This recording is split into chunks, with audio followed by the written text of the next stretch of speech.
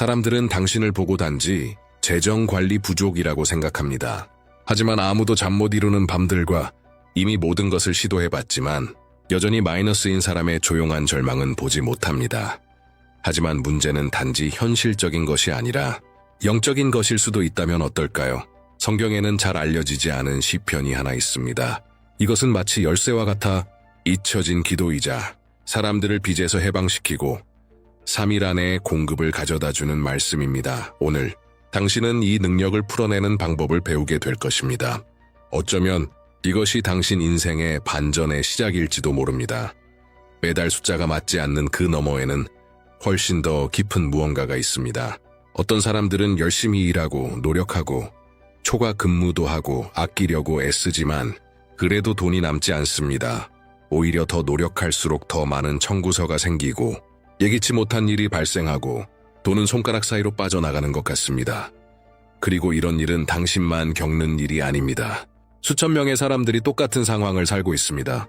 하나님을 믿고 기도하고 신앙이 있는 사람들조차도 여전히 빚에 얽매여 있고 재정적인 굴욕을 겪고 있으며 수년째 반복되는 사이클에 갇혀 있습니다. 사실 이런 상황들 중 많은 것들은 단지 현실적인 문제가 아니라 영적인 문제입니다. 사람들의 재정적인 삶을 붙잡고 있는 보이지 않는 장벽들이 있으며 대부분의 사람들은 그것을 인식조차 하지 못합니다. 가족 내의 트라우마, 돈에 대해 들은 부정적인 말들, 무의식적으로 맺은 부족함의 서약, 나는 번영할 자격이 없어라는 내면의 판단들, 이런 모든 것들이 영적인 감옥을 만들어 공급의 흐름을 막습니다. 성경은 이에 대해 말하고 있습니다. 재정적인 저주에 대해 말하고 잃어버린 영역의 회복에 대해 말하며 되찾는 은혜에 대해 말합니다. 하지만 그 원리를 실제로 적용할 줄 아는 사람은 많지 않습니다. 그리고 지금 우리가 하는 일이 바로 그것입니다. 숨겨진 것을 밝히는 것. 왜냐하면 당신이 이 문제가 단순한 엑셀 시트의 문제가 아니라 재정 뒤에 있는 영적인 세계와 관련된 것임을 이해하게 되면 당신은 안에서부터 변화되기 시작합니다.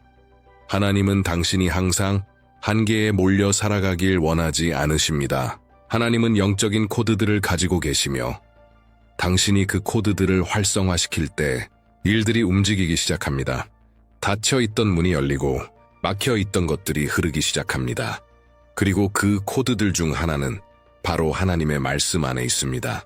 성경은 단지 옛 이야기들이 담긴 거룩한 책이 아닙니다. 그것은 살아있는 도구이며 약속과 선언, 영적인 원칙들로 가득 차 있습니다. 믿음으로 그것들을 적용할 때 현실이 변합니다. 성경 속 시편은 특별한 자리를 차지합니다. 시편은 단순한 시가 아닙니다. 그것은 영적인 무게를 지닌 기도이며 감정과 믿음, 고통과 헌신으로 가득 찬 말씀입니다. 당신이 시편을 믿음으로 읽을 때 단지 말하는 것이 아닙니다. 당신은 영적인 세계에 어떤 것을 풀어놓고 있는 것입니다. 하지만 시편을 읽는 것과 시편을 활성화하는 것 사이에는 차이가 있습니다. 읽는 것은 그저 눈으로 지나가는 것이고 활성화하는 것은 의도를 가지고 선언하는 것입니다. 마치 보이지 않는 세계의 자물쇠를 여는 열쇠처럼 말이죠. 그것이 바로 변화를 일으킵니다. 그리고 실제로 많은 사람들이 이것을 진지하게 적용함으로써 재정적인 자유를 경험하고 있습니다. 하루에 3번 믿음을 가지고 시편을 선언하기 시작한 사람들, 그들은 실제로 돈이 생기고 빚이 갚아지고 수년간 닫혀있던 문이 예상치 못하게 열리는 것을 경험했습니다. 지금 이 말씀이 당신에게 직접 말하고 있는 것처럼 느껴진다면, 이 메시지가 당신의 삶을 위한 것이라고 느껴진다면 지금 댓글에 이렇게 적어보세요. 나의 재정 반전은 오늘부터 시작된다. 이 댓글은 단순한 문장이 아니라 영적 세계에 뿌려지는 믿음의 씨앗입니다. 시편은 완벽한 사람들이나 고통과 동떨어진 사람들이 쓴 것이 아닙니다. 그것은 실제 압박, 내면의 갈등, 상실, 위기를 겪은 사람들이 쓴 것입니다. 지금 당신이 겪고 있을지도 모를 상황처럼 말이죠. 다윗이 많은 시편을 썼을 때 그는 자신의 생명을 위해 도망치고 있었고 부당하게 쫓기며 가장 믿었던 사람들에게 배신당하고 있었습니다. 그는 왕이었지만 왕좌에 앉기 전에는 거절당했고 잊혀졌고 동굴 속에 숨어 살면서 하나님께 도움을 부르짖던 사람이었습니다. 또 다른 시편의 저자인 아삽은 성전에서 예배를 인도하던 사람이었지만 악인이 번영하고 의인이 고통받는 현실에 대해 질문하는 글을 남겼습니다. 한 나라를 광야에서 이끌었던 모세도 하나님 앞에서 자신의 영혼을 쏟아붓는 기도의 글을 남겼습니다. 이 사람들은 이론을 쓴 것이 아닙니다. 그들은 자신의 영혼으로 눈물로 조여오는 마음으로 시편을 썼습니다. 시편은 바다까지 내려갔다가도 하늘을 향해 눈을 들어 부르짖은 사람들의 말입니다. 그렇기에 시편에는 강력한 능력이 담겨 있습니다. 시편은 고통과 희망, 절망과 믿음, 위기와 감사가 뒤섞여 있습니다.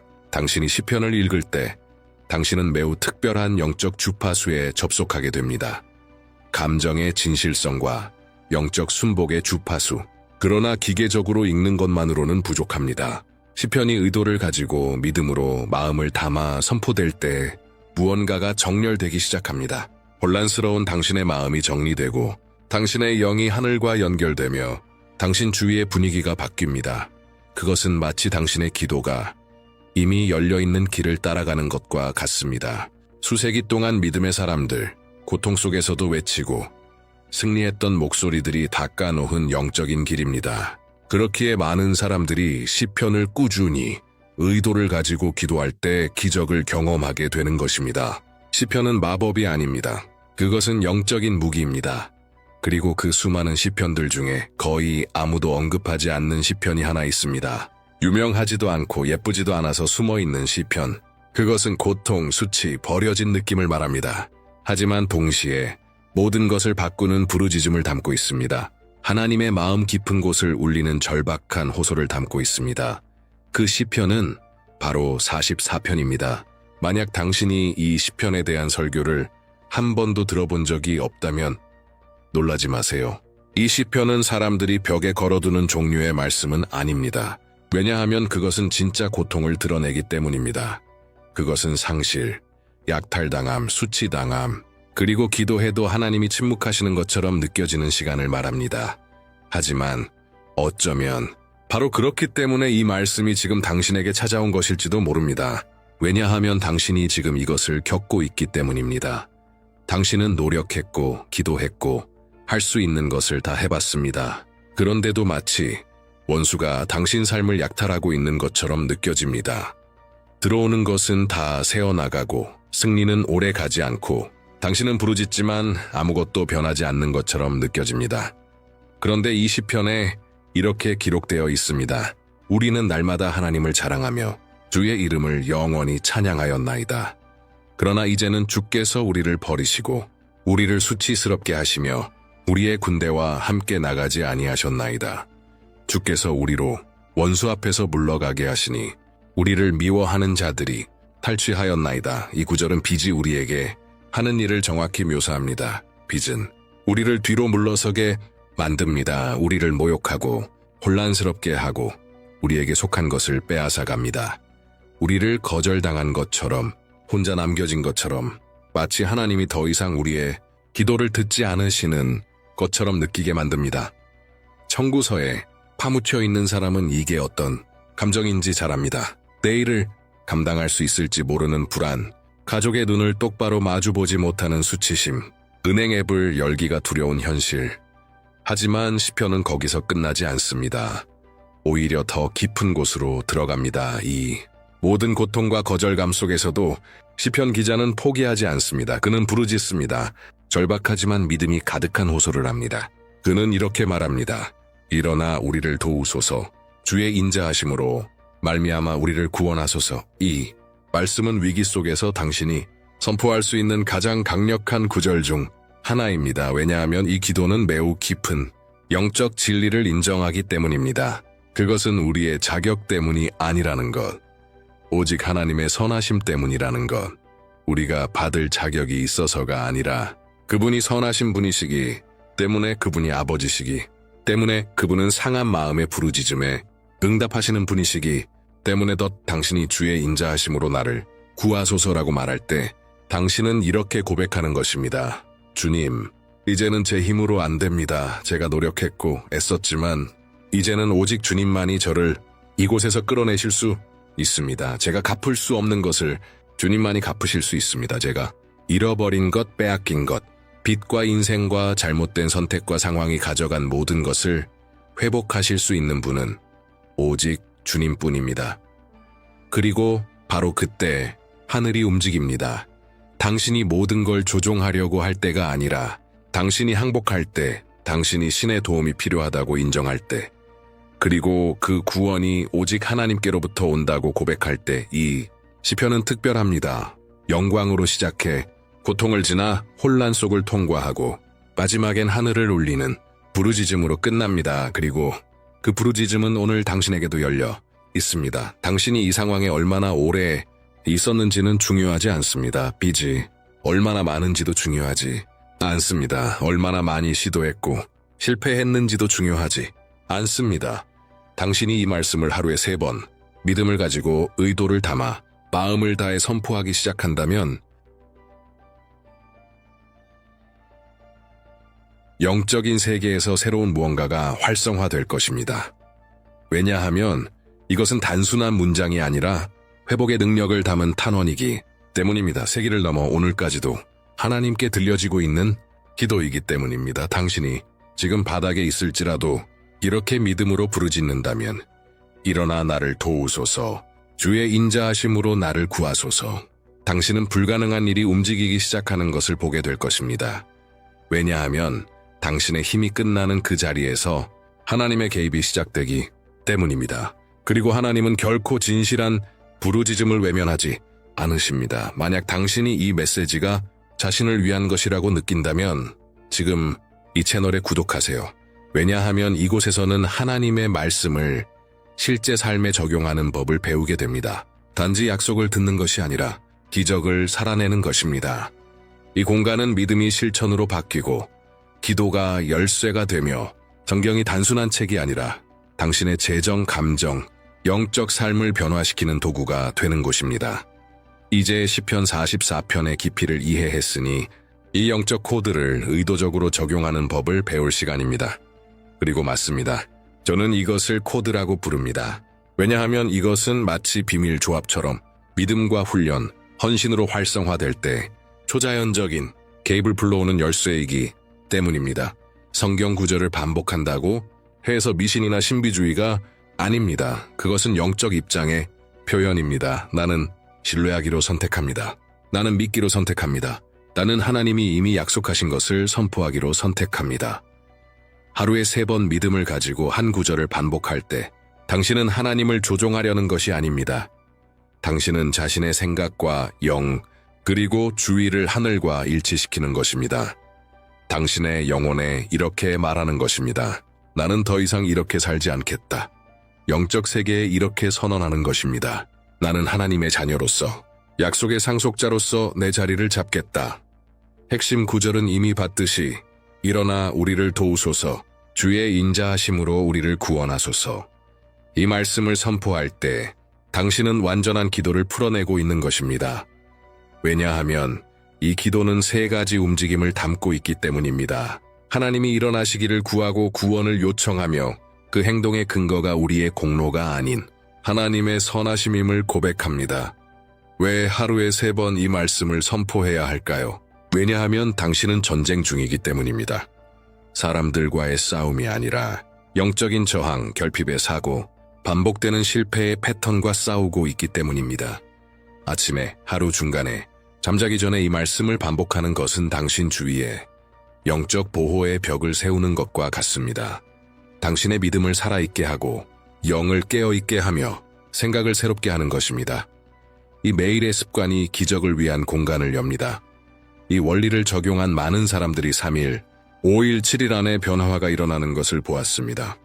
그 숫자가 마법 같아서가 아니라 믿음이 꾸준히 활성화되었기 때문입니다. 절박한 상황 속에서 이 기도를 시작한 사람들이 있습니다.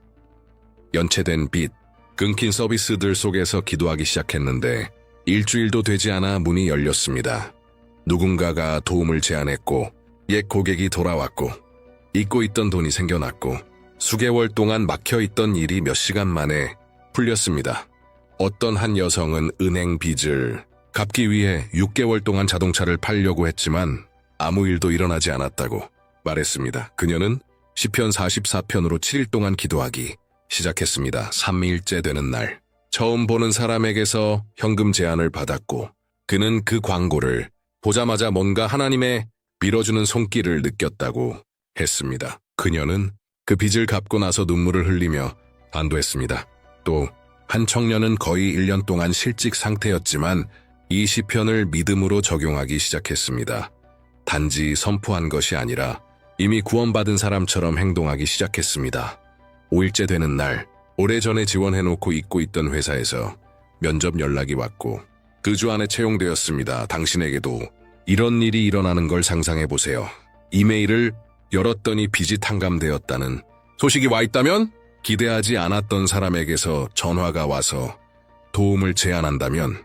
은행 앱을 열었는데 계획에도 없던 금액이 입금되어 있다면? 당신이 생각지도 못한 통로를 통해서 말이죠. 이것이 바로 예기치 못한 공급입니다. 그것은 믿음이 훈련을 만났을 때 일어납니다. 기도가 올바른 마음을 만났을 때, 그리고 당신이 나는 항상 돈이 없어. 나는 고생하려고 태어났어. 내 신용은 끝났어. 그대로일 거야 같은 부정적인 말들을 그만두고 담대하게 하나님의 말씀을 선포하기로 결단했을 때 시작됩니다. 준비가 될 때까지 기다리지 마세요. 모든 것이 정리될 때까지 기다리지 마세요. 지금 시작하세요. 오늘 오후 밤에 이 말씀을 선포하세요. 그리고 내일도, 그 다음 날도 3일, 5일, 7일 동안 계속하세요. 이 말씀이 당신의 영의 뿌리를 내리게 하세요. 왜냐하면 하늘은 끈기 있는 믿음, 진심 어린 헌신, 진짜 믿음에 반응하기 때문입니다. 이 시편은 우연히 당신에게 온 것이 아닙니다. 그것은 정확한 타이밍에 멈춰 있었던 무언가를 풀어내기 위해 당신을 찾아온 것입니다. 이 기회를 무시하지 마세요. 그냥 또 하나의 영상으로 넘기지 마세요. 위로부터 온 부르심으로 여기세요. 이미 적용한 사람들이 어떤 일을 경험했는지 보셨죠? 이제는 당신 차례입니다. 가능하다면 지금 눈을 감아보세요. 숨을 깊이 들이마시고 오늘 하루의 무게가 그 숨결 속에서 흘러나가게 하세요. 이제 마음을 하나님께 드리며 이 말을 나와 함께 따라하세요. 입술로만이 아니라 영혼으로 주 하나님 긍휼과 정의의 아버지시여, 저는 지금 빚에 짓눌려 끝없이 밀려오는 청구서와 어떻게 감당해야 할지도 모를 책임들에 눌린 마음으로 주 앞에 섭니다. 주님은 제 이야기를 아십니다. 주님은 제가 어디서 왔는지 아십니다. 제가 겪어온 모든 것을 알고 계십니다. 말없이 견딘 싸움들, 감춰진 눈물들, 힘이 없어도 믿음을 놓지 않으며 기도했던 모든 순간을 시편 44편처럼 저도 고백합니다. 제 힘으로 살아보려 했던 순간들이 있었고 돈을 주님보다 더 의지했던 때도 있었습니다. 그리고 그 속에서 저는 길을 잃었습니다.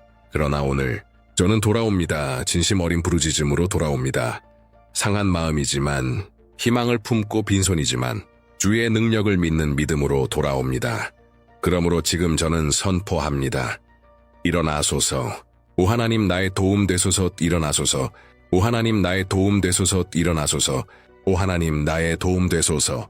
주의 선하심으로 나를 구원하소서. 주님 덧 내 공로로가 아니라 내가 드릴 수 있는 것이 있어서가 아니라 주의 사랑이 나의 실패보다 크시기 때문에 제가 갚을 수 없는 것을 지워주소서. 저를 짓누르는 빚을 취소하소서. 전화벨이 울릴 때마다 저를 따라오는 수치의 소리를 잠재우소서. 저의 존엄을 회복시키소서. 저의 안정감을 회복시키소서.